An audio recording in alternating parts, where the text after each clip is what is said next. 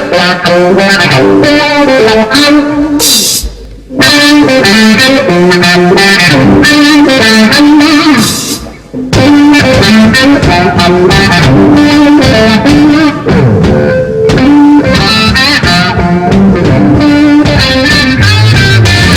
fight fans. Welcome to another episode of Boxing 396. I'm here with super middleweight sensation Jessie Hard Work Hart at the Johan Boxing Gym in South Philadelphia. Jessie has an upcoming fight in Tucson, Arizona on December 12th. He's looking great in sparring. Just wanted to ask him a few questions about his last fight, his career, and going forward. How you doing, Jess? I'm great, man. I'm great. Everything's going good. And like you said, I'm just getting ready for December 12th. Last time we saw you, it was September 11th, against Aaron Pryor Jr. Talk to me about that fight. Well, you know, it was a little difficult for me because it was the first time I faced a taller man. I mean, he was taller, he was awkward, and it was making me like, you know, I was coming out myself, I was falling out of my element, and his jab was longer than mine.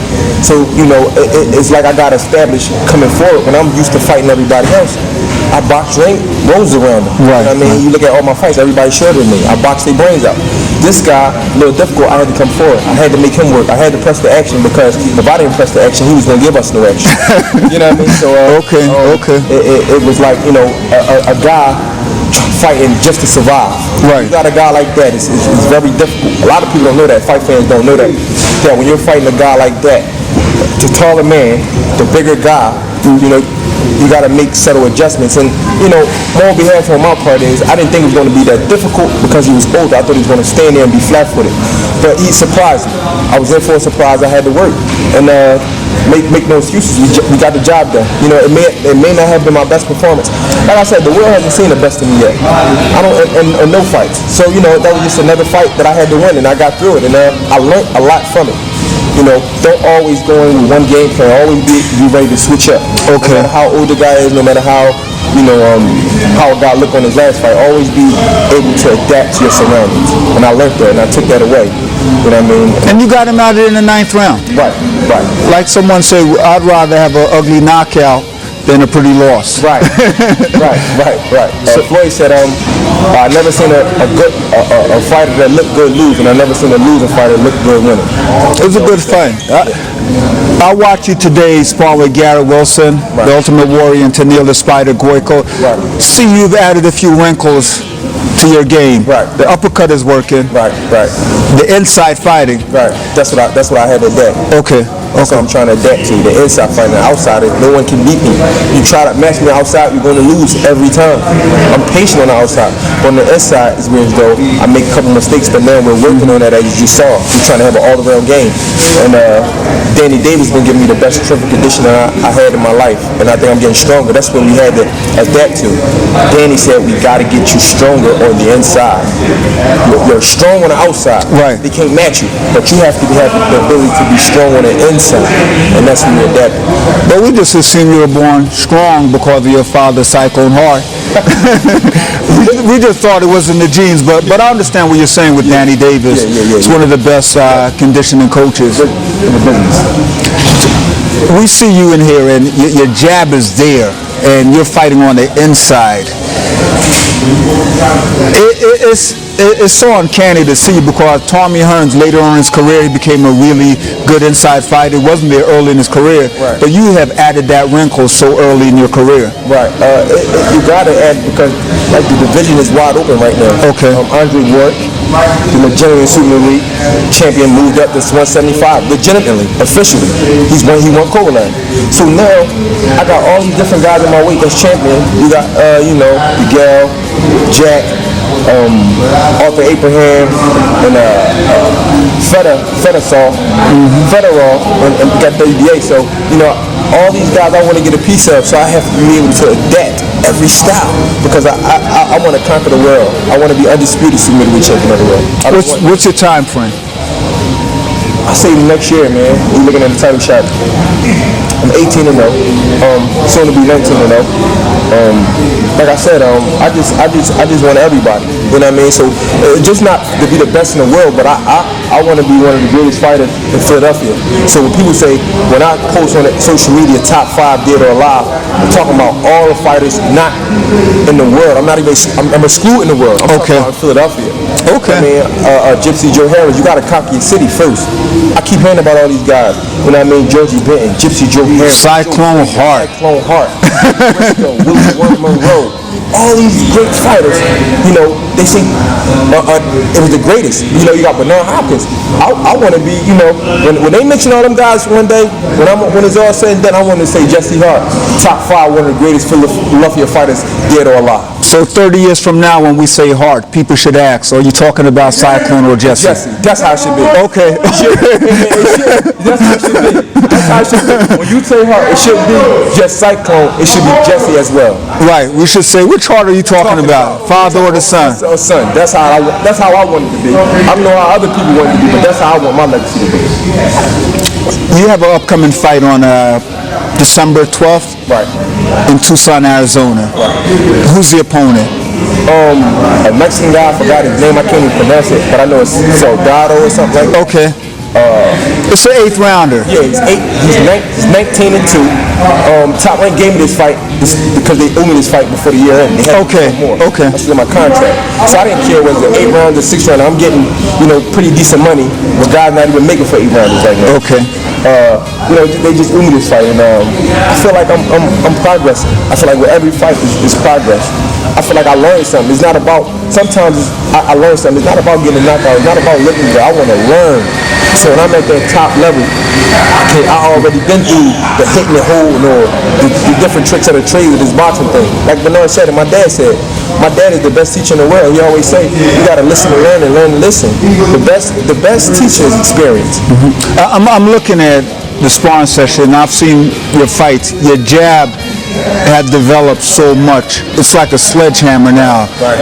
It used to be a flicking jab, but now you're throwing the jab like Larry Holmes, and the right hand is coming off so fast behind the double jab. Right. So I've seen you from the amateurs. Right. Progress, fight after fight, and I must say, man, I'm impressed. I appreciate that. I'm impressed. A guy with your knowledge of the boxing game, I really appreciate that, man. How does it feel to have your dad and the great Fred Jenkins in your corner? It's great all around. Like I said, I think I got the most experience corner in boxing. I have my dad, who's been at the top, you know, experienced great things, rated number 3 of the world. I got Fred Jenkins, who had the first IBF champion of the world, which was Charlie True Brown. You know what I mean? David Reed, Malik Scott. You want to name the list? Ryan Jennings. You name it. You name it. Fred had them all. You name it. Fred had them all. Rockin' Rodney Moore. Boogaloo Jones. You know what I mean? Butterball. Andre Sharp Richardson. You name them, he had them. So, you know, and then you got, you know, Danny Davis. One of the most important parts of boxing. He's been around Bernard Hopkins his whole career. People tend to forget Danny was a National Golden Gloves champion as well. Yes, as well. With that experience, I just believe I can't be defeated. Like I said, Danny Davis is the most important part because he's been at the top of the food chain for so long. Think of how long Bernard been at the top. And what it took to keep him there. That's true. At 48 years old. Danny Davis, he's been at the top, so he knows what it's like to stay there. He knows what you got to do to stay there because he's been around it. You know what I mean? So with that experience, my pop, Fred Jenkins, you know what I mean? You can't take that for granted. I don't take my corner for granted. I know you have your Halo, your daughter. She's your motivation. Right. What are some of the things that get you up in the morning to continue? You've been grinding since the amateurs. Right. The work ethic is still there. You're still motivated. Right. What keeps me on top is, you know, family first. You know, I got my wife. She motivates me. I mean, she pushes me. I think behind every man there's a strong woman, and my wife is definitely strong to deal with this lifestyle. To deal with, you know, the 5s in the mornings. Sometimes I can't. I can't. You know, I can't be at certain events because I'm fighting, or I'm in the gym like now. She wanted to go somewhere where they got a little Christmas opening for my daughter. Right. I couldn't do it because I'm in the gym. But she sacrifices as just as much as me. You know what I mean? She signed up for being the wife of a fighter, and I respect my wife a lot for that. Another thing is my brother, losing my oldest brother. Right, I remember you told me. the loss of him, I feel like I took the hardest loss of my life. So I can't lose. No matter what happens, inside or outside the ring, I just feel like I took my loss already. I looked at it. I took the hardest loss in my life. Nothing can be harder than losing your oldest brother, a guy who's supposed to be around, who knows you're supposed to be here. My brother Chip as well. I do it for him as well. My brother, he's training fighters.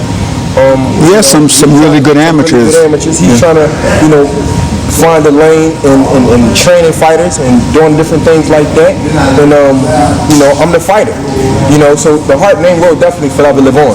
The Hart legacy will definitely. So to me, what drives me is legacy. At the end of the day, leaving a mark for my daughter, leaving a mark for my future grandkids or whatever the case may be. They say, like my dad, he left a mark. He left a mark, man, and left a lot of broken jaws and and ribs in leaving that legacy. Right. So I definitely want to leave a legacy, man. That's what it's about. That's what drives me. A lot of people, we in Philadelphia know, but you are one of the biggest personalities in Philadelphia, and I thought about Jimi Hendrix. You remind me a lot of Jimi Hendrix, the Jimi Hendrix Experience. Right. So I said the Jessie Hart Experience. You're like a walk-in TV show. How did you develop that personality? Because your dad he's a nice guy, but he's usually serious. But your personality is so much different than your father. Like I began raised in a household with 3 girls and 2 boys. There's a lot of different personalities. Everybody joking. There's always you got a crack on your sister. Your sister cracked on you, or your brother cracked. It's just always fun in my house. It was always fun. My little sister, I had her to play with all the time. Okay. So that's I developed playing with her the whole time. Like you said, my dad was real serious. As kids, you make fun of your parents. Watch daddy come in here and do this. So we always had a joke. It was always fun. And my mom, she was like fun. My mom is real fun to be around. Her personality is tremendous. I think, I developed that personality from my mom. She's a real outgoing person. Always fun. Never down about nothing. I just think I developed it in the household I was raised in. I honestly believe Philadelphia is waiting for you to win a world title. Right. Number one, based on your father's legacy, based on your hard work, but just based on your personality. We need somebody representing Philly who's humorous, who's funny, who's talented, and I think you're great for Philadelphia. I appreciate that, bro. I really do. Like I said, coming from you, being a guy, you've been around since my dad was around, and you've seen all these things. You've seen him knock out and use. It's just tremendous for you saying that, because, like I said, you've been around the game a long time. And me, a new kid like myself, I'm a new kid on the block as far as Philadelphia is concerned. And you've seen all the great fighters. You interviewed them and you've been around them. So that's big for me, for you to say. You know what I mean? It's great.